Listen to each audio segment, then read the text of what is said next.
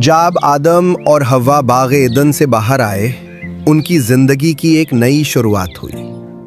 कुछ समय बाद उनके दो बेटे हुए, कैन और हाबिल। कैन बड़ा था, मजबूत, शांत, थोड़ा गंभीर। वो खेतों में काम करता, मिट्टी जोतता, किसान था। हाबिल वो मासूम और हंसमुख था, भेड़ों को चराता, गीत गाता और जानवरों से दोस्ती करता। दोनों मेहनती थे, लेकिन उनका दिल अलग अलग था। एक दिन दोनों भाइयों ने परमेश्वर को भेंट दी। कैन लाया खेत की उपज, फल और सब्जियां।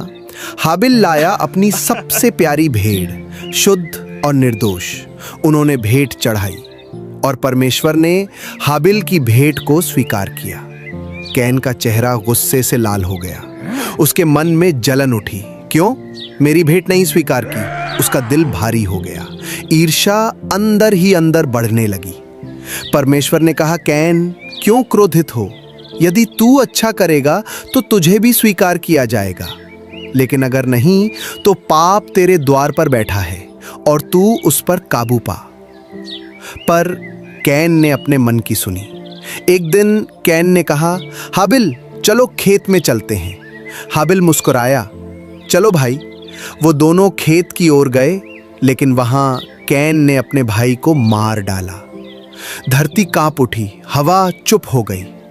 परमेश्वर ने पूछा, कैन, तेरा भाई हाबिल कहाँ है?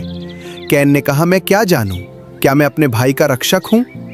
परमेश्वर ने कहा, तेरे भाई का खून जमीन से मुझे पुकार रहा है। फिर परमेश्वर ने कहा, अब तू श्रापित है। जमीन तुझे अब फल नहीं देगी। तू एक भटकता हुआ इंसान बन जाएगा धरती पर। कैन रो पड़ा। यह सजा बहुत भारी है। परमेश्वर ने फिर भी उसे छोड़ नहीं दिया। उसके ऊपर एक चिन्ह लगाया ताकि कोई उसे नुकसान न पहुंचा सके। पर अब कैन को जीना था अपने अपराध के साथ, दूर, अकेले।